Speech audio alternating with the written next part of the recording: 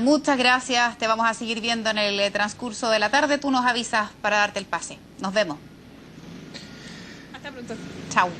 Bien, y para seguir analizando los efectos del sistema frontal en la zona centro del país, nos acompaña el investigador del Centro Nacional de Investigación para la Gestión de Desastres Naturales, Jorge Gironas. Jorge, muchas gracias por estar con nosotros. Hola, buenas tardes. Jorge. Bueno, hay muchas preguntas que hacer respecto a lo que sucedió principalmente en lo que hasta ahora ha provocado la mayor cantidad de problemas en la zona de Providencia, que es la salida del Mapocho por obras que se estaban ejecutando en la Costanera Norte. Y ahí hay varias preguntas que han estado dando vueltas mientras todo el mundo se echa la culpa, ¿cierto? Entre las autoridades, también aquellos responsables de las obras, la Costanera Norte, SACIR y todo. ¿Quién efectivamente era el encargado de determinar hasta cuánta agua podía soportar el bypass que se hizo para la construcción? Mira, esa es una pregunta interesante. Yo creo que hay que aclarar bien algunos conceptos. Cuando tú tienes que tomar una decisión de diseño, no solo tienes que tomar en cuenta la variable que excita tu sistema, es decir, la crecida del cauce, también tienes que tomar en cuenta la vida útil de tu obra. Por ejemplo, si esta desviación tuviese que realizarse por solo 5 minutos, probablemente yo elegiría un valor bajo de diseño, porque es muy poco probable que en 5 minutos pase algo difícil o algo terrible. En el otro extremo, si fuesen 50 años que tiene que estar la obra funcionando ahí, evidentemente yo debería elegir un caudal mayor. Entonces no es solo una pregunta que se responde desde el punto de vista de cómo es el clima o el régimen fluvial del río Mapocho, sino también de cuánto tiempo tenían que estar las obras ahí. Yo te puedo hablar bastante de la primera parte. Como investigador nosotros estudiamos el clima, las crecidas, las caracterizamos, pero no conozco mucho las características de esta obra, entonces no te puedo poner todo en la balanza como para responder si estaba bien calculado o no estaba bien calculado. Pero lo que he escuchado en estas horas es que el diseño tenía una cierta magnitud y efectivamente se sobrepasó, eso está medido, pero no tengo los antecedentes para decirte si esa magnitud estaba razonablemente bien determinada. Ahora, tomando el plazo que se ha demorado esta obra, o sea, estamos hablando de más de 2 años, no lo tengo específicamente, pero este tipo de fenómenos se pueden producir. A lo mejor este es un poco más allá del previsible para esta época, ¿cierto? Y con el factor que ya conocemos, la isoterma más arriba de lo común, por lo tanto cayó más agua en el sector cordillerano, que generalmente es nieve. ¿Eso un ingeniero no debería calcularlo al momento de hacer la obra? Sí, lo deberías calcular, efectivamente. A ver, yo antes de venir para acá estuve viendo la información pública para tener alguna idea de la magnitud de la crecida, ¿no es cierto? Y había un registro aguas arriba, pero bastante cercano de lo que debiese haber pasado en ese punto, que decía que esta crecida era del orden de 130 metros cúbicos por segundo. Y el diseño era para 80. Desgraciadamente no tengo mis gráficos para determinar la probabilidad de ocurrencia de una crecida como esta, pero me da la sensación, en función de otros datos en otros lados, de que debiese ser del orden de 5, entre 4 y 10 años de periodo de retorno, es decir, una vez cada 5, cada 6 años, se debiese haber esperado una magnitud, una crecida como la que se vio acá. Entonces, en el contexto de esta frecuencia, uno tiene que decidir, en función de la vida útil, que claro, tú me dices, lleva 2 años ahí la obra, si está o no está bien diseñada, ¿no es cierto? Esa es la pregunta que tiene que quedar bien clara. Por supuesto que mientras más grande haces tu obra, es más cara, ¿no es cierto? Entonces tú buscas la seguridad, pero reconoces que hay un límite que está dado por los costos y ese tipo de cosas. Jorge, entendiendo, porque ya más claro, echarle agua, que aquí algo falló, ¿cómo se resuelve esto? Yo me pregunto porque estamos en abril. Yo no tengo información de cómo viene el invierno, si viene muy o no lluvioso, ni que este fenómeno estamos en condiciones de decir que a lo mejor se va a repetir pronto, esto de las isotermas muy altas, no lo sé. Pero ¿cómo se resuelve esto? Porque hoy día estamos asistiendo a una emergencia que acaba de ocurrir. Pero, insisto, queda invierno por delante, vienen lluvias que inevitablemente van a afectar. ¿Cuál es la medida, a tu juicio, más adecuada para evitar que este tipo de situaciones se vuelva a producir, considerando que esta es una obra que tiene que seguir, digamos, realizándose para que algún día termine, digamos? Ya. A ver, la respuesta a esa pregunta creo que se tiene que dar en múltiples capas. Evidentemente que hay que hacer algo para solucionar la emergencia actual, que es lo que uno está viendo, ¿no es cierto?, en la prensa, hay maquinaria que está actuando. Lo que se debería hacer ahora es ver en qué condiciones quedó el lecho, ¿ah? Porque probablemente va a haber una serie de modificaciones, esto no va a quedar como estaba antes, ¿ah? Y por lo tanto habrá que ver la construcción, que tendrá que tomar decisiones de cómo seguir adelante en función del nuevo escenario que hay ahí. Yo pienso que la crecida que tuvimos hoy día efectivamente no es tan grande, es bastante excepcional en sus características porque claro, llovió harto con una isoterma realmente alta. Pero como les dije, la magnitud de agua que pasa por ahí es de una crecida de mediana intensidad. Uno podría pensar que podría ocurrir de nuevo en los meses que llueve más. De hecho, el río resistió perfectamente. Bueno, el río debiese ser capaz de resistir del orden de 900, 1000 metros cúbicos por segundo, que es la crecida de 100 años periodo de retorno, y estos fueron ciento y tantos, más o menos esa es la estimación, efectivamente. Entonces, tendrán que tomar decisiones en función de lo que queda ahí. Pero, claro, va a parecer como que fuera una respuesta políticamente correcta en el sentido que no te puedo decir qué es lo que hay que hacer. Sin embargo, yo creo que la segunda capa que hay detrás de esto es un llamado a atención que la naturaleza nos está haciendo constantemente. El año pasado pasó lo mismo, que es que nosotros estamos interviniendo los lechos, las zonas de inundación natural de estos cauces. En este caso es una infraestructura vial, puede ser un puente, pueden ser construcciones, de todo, ¿no es cierto? Lo mismo con los maremotos, ocupamos zonas de riesgo y eso tiene que parar, o tenemos que tomar y sacar lecciones de esto que está pasando, porque no puede ser que la planificación urbana esté basada solamente en criterios, valga la redundancia, urbanos. Los criterios territoriales, sobre todo los relacionados con riesgo, tienen que ser formalmente incorporados. Y eso, en mi opinión, particularmente con las crecidas, no ocurre. No ocurre al grado que uno esperaría. Hay otros países en el mundo donde cada río o cauce importante donde que sea habitado o en torno al cual se habite, a ese río se le determina lo que se le llama la zona de inundación. Es una zona que delimita las acciones que se pueden hacer fuera y dentro. Y dentro de esa zona, por ejemplo, no se puede poner ni hospitales, ni colegios, ni viviendas para las personas. Se podrá poner infraestructura fluvial, se podrá poner una cancha de fútbol o un parque o una ciclovía. Entonces, ese tipo de cosas no las tenemos incorporadas formalmente y para todo Chile. Y eso yo creo que es una lección que tenemos que sacar de esto que estamos viviendo ahora. Yo creo que ese tema es súper interesante y hay muchas preguntas que hacer al respecto, pero quiero volver a la pregunta anterior respecto a la responsabilidad, porque me da la impresión que va a ser un tema que va a continuar en los próximos días. Tú me señalabas que no es posible determinar, de acuerdo a la cantidad de años que se ha proyectado la obra, si esta fue bien hecha o no, porque no tienes efectivamente los números en tu mano, como para sacar un cálculo. Ahora, eso de parte de la empresa que está haciendo las obras, pudo haberse equivocado la empresa, ¿cierto? O a lo mejor por un criterio hasta económico pudo determinar que era mucho mejor hacerlo así. Total, no creo que pueda ocurrir un fenómeno como este, ¿cierto?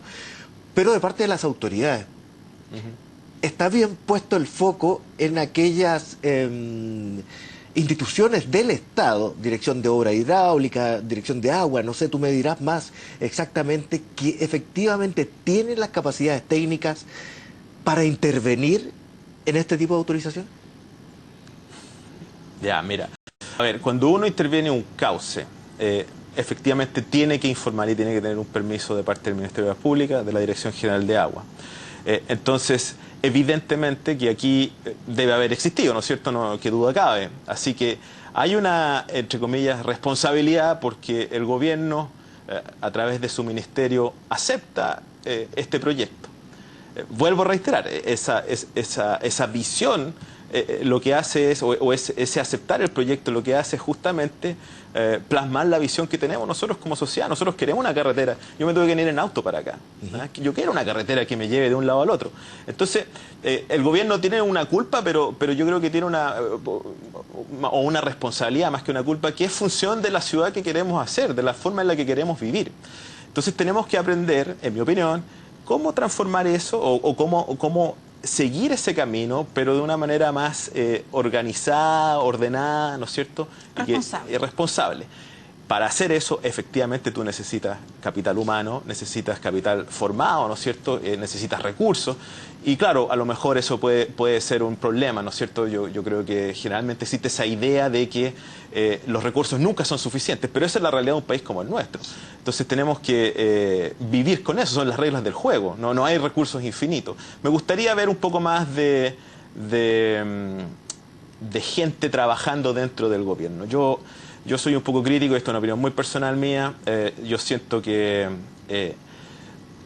las instituciones públicas, sobre todo las de carácter técnico, efectivamente deberían tener un capital humano potente que esté trabajando tiempo completo ahí. ¿Ah? Lo que hacemos ahora es que si hay algún problema, uno lo consulta con una institución como una universidad o una empresa, vuelve la solución, pero lo que hay es una solución, no una formación que permita entonces que el próximo problema se pueda resolver al interior. Pero eso, perdona Jorge, me da la sensación que en buenas cuentas la frase es que no hay gente competente en los puestos que debería haber. Yo creo que hay gente competente, pero poca.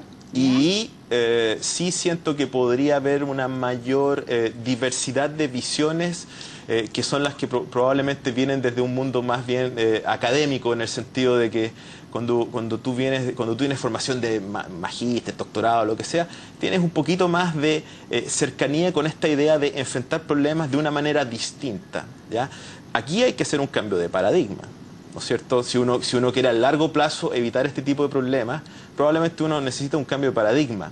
Y los cambios de paradigma, en mi opinión, surgen en la medida de que haya gente que tenga tiempo para pensar en eso y no esté solamente resolviendo los problemas del día a día, que son, por supuesto que son muchos. Entonces va por ahí la cosa, pero esta es mi opinión absolutamente personal. Jorge, respecto de la otra emergencia, que también te quiero llevar a ese tema, porque hemos sido súper enfáticos durante la transmisión de CNN en no mezclar peras con manzanas. Una cosa es la emergencia que dice relación con el desborde del Mapocho producto de la manipulación de su cauce natural, ¿verdad? Y en el nudo Pérez-Ujovich, esa es una cosa.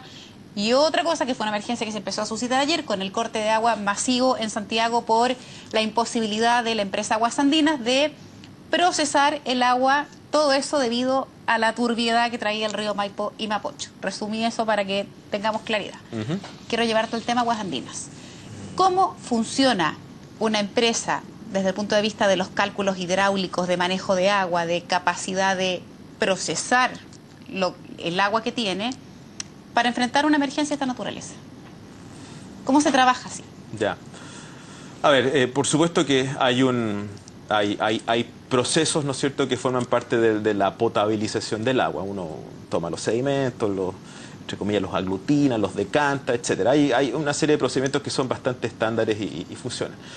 Ese tipo de procedimientos claramente no funcionan cuando la turbiedad es excesiva. Eso para aclarar. Entonces, lo que hay son, ¿no es cierto?, estimaciones de cuáles son las crecidas que ocurren en el río Maipo y cuáles son las cargas de sedimento. ¿Ya? Entonces, en función de esas estimaciones, uno tiene una idea de cuál va a ser el nivel de cobertura. Recordemos que las empresas sanitarias tienen que proveer un nivel de cobertura alto y en términos de usuarios y de poco tiempo de fallas, ¿no es cierto? Se fiscaliza eso. Perdona, pero es aceptable que una empresa te diga, ¿sabe qué pasa? Que como tenemos tales niveles de turbiedad es que no las podemos procesar. ¿Es aceptable eso? ¿Una empresa debería tener la capacidad de enfrentar una emergencia de esta naturaleza? Bueno, entonces, para resolver ese problema, lo que no conozco en detalle lo que hace Aguas Andinas, pero lo que hacen las empresas, ¿no es cierto?, es tomar medidas de mitigación. Por ejemplo, una medida de mitigación que me imagino ellos tienen es un almacenamiento en caso de una emergencia. Es decir, agua guardada, tratada, que eventualmente se utiliza cuando no se puede tratar esta agua con alta turbiedad, ¿no es cierto? Mientras más agua tengo almacenada, más preparado estoy para enfrentar un problema por más tiempo. Eso se puede hacer, efectivamente se puede hacer. Y yo creo que algo se hizo, entiendo, en función de lo que pasó hace 2 o 3 años, cuando tuvimos estos eventos de crecidas con alta turbiedad en verano, ¿ya? Entonces, ese tipo de cosas se debiese hacer. Yo creo que si es aceptable o no aceptable, basta preguntar a la gente, ¿no es cierto?, que hacerle la misma pregunta. No hay que ser un experto para tener las agallas y decir me parece que sí o me parece que no. Pero sí hay que reconocer que hay un problema que es real pero que se puede abordar.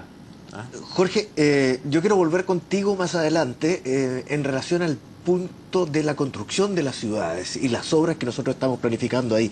Y te quiero llevar al concepto que se ha instalado del cambio climático, para ver si es un concepto que se dice, al cual echarle mano en una emergencia como esta y en todo tipo de emergencias aparentemente, o si efectivamente es una realidad a la que tenemos que atender mucho más. Pero volvemos con eso más adelante, porque ahora vamos con José Miguel Mardones, que también está en otro punto de la capital. José Miguel.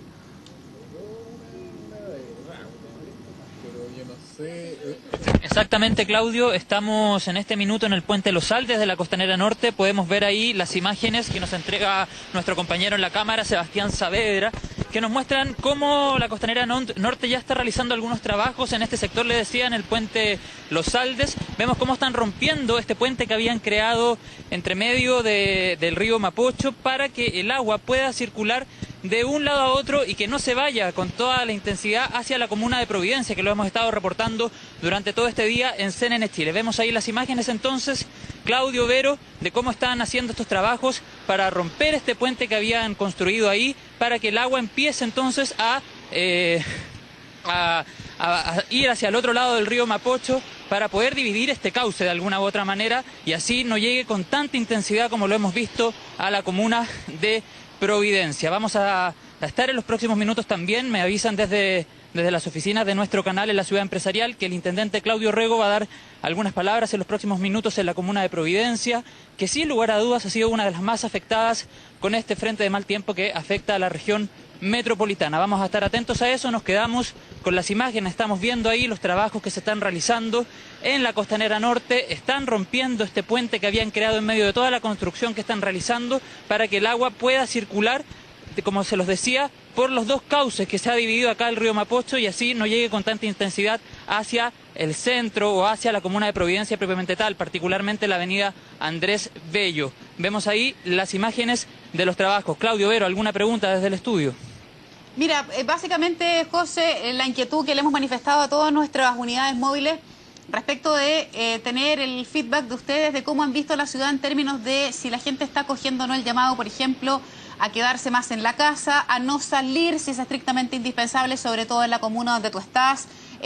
Alguien por ahí nos reportaba, nos faltan los curiosos que salen a tomar fotos, a subir videos y no solo se exponen, sino que además muchas veces entorpecen en los trabajos de limpieza. ¿Cuál es tu sensación respecto del comportamiento de la ciudadanía en orden a aceptar este llamado de quedarse en casa? Exacto, Vero. Bueno, particularmente en el punto en que nos encontramos en este minuto, que es el puente Los Saltes, vemos cómo el tránsito vehicular está habilitado solamente para los autos que van hacia el norte. Lo vemos ahí también en algunas imágenes que nos entrega nuestro compañero Sebastián. Los autos están circulando hacia el norte, los autos en dirección hacia el sur, esto está completamente cerrado. Y respecto a lo que tú me decías de los curiosos, de los vecinos de Providencia, que es la comuna que hemos estado reportando nosotros desde esta unidad móvil, efectivamente, sobre todo a eso del mediodía, en las primeras horas de la mañana, sobre todo cuando estábamos cerca del Costanera Center, veíamos a muchos curiosos ahí con sus celulares, sacando videos para subir a las redes sociales, no haciendo mucho caso al llamado de las autoridades a mantenerse en casa, aprovechando además que este es un día domingo, donde generalmente las personas no tienen que salir con tanta urgencia como lo pueden hacer durante la semana. A esta hora de la tarde, cuando ya son pasadas las 4 de la tarde, vemos menos gente en las calles. Tal vez porque también ha bajado la temperatura, no ha parado de llover. Probablemente también las personas han decidido ya comenzar a recluirse en sus casas porque efectivamente está haciendo más frío y, como te digo, la lluvia es incesante. En la comuna de Providencia y bueno, también en Las Condes, donde estamos nosotros en este minuto, Puente Los Saldes. Vamos a seguir, te decía Vero, en la calle, vamos a estar en los distintos informativos con diferentes despachos, nos quedamos con las imágenes de los trabajos que se están realizando en este minuto en la Costanera Norte, particularmente en el sector de Puente Los Saldes, para que el río Mapocho pueda dividir su cauce y no llegue con tanta intensidad hacia Andrés Bello, hacia Providencia, como lo hemos visto durante todo el día. Ahí estamos entonces con las imágenes de los trabajos realizados por funcionarios de la Costanera Norte en el Puente Los Saldes para dividir este cauce que ya les comentaba. Bien, José Miguel, muchas gracias por esa información. Vamos a estar atentos, vamos a retornar a ese punto porque hay mucha gente que está dependiendo de eso, no solamente la inundación que se produce y que ha afectado a los locales alrededor, también casas particulares, como ya hemos visto, sino también hay aquellos clientes de Chilectra, en el sector de Providencia, que se encuentran con el servicio cortado precisamente por lo mismo, porque las cajas subterráneas han sido inundadas y por lo tanto no pueden funcionar tal cual nos explicó su vocero en un momento determinado.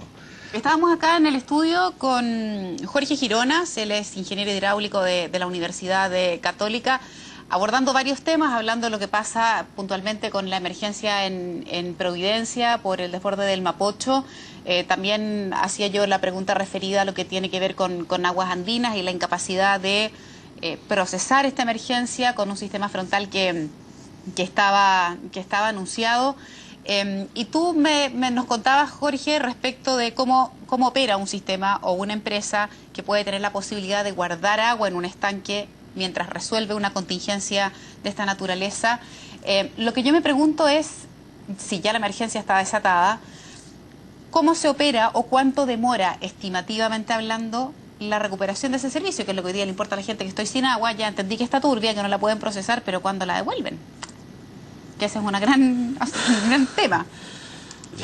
Bueno, la respuesta no te la puedo dar, pero claramente va a transcurrir un tiempo desde el fin del frente. Quizá plantee más la pregunta en términos de cuán fácil o no, cuán complejo o no es poder restituir el servicio a partir de esta contingencia. Ahí está. Ya, mira, si las cosas han sido bien hechas, me imagino debiese ser solo un tema de esperar a que el agua ya no esté tan turbia o tenga niveles de turbiedad bajo un estándar que ellos tienen. No es que se hayan estropeado todos los procedimientos de tratamiento que hayan en la planta. Generalmente lo que ocurre es que se detecta un nivel de turbiedad que sobrepasa un umbral que ellos definen, se cierra la planta, se operará con este volumen de contingencia y eventualmente se corta el agua.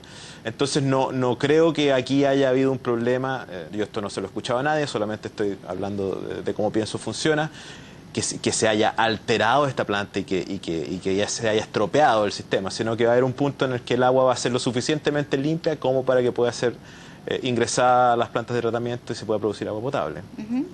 Yo quiero volver a la pregunta que Vamos, te planteaba antes de ir con José Miguel Mardones y que tiene que ver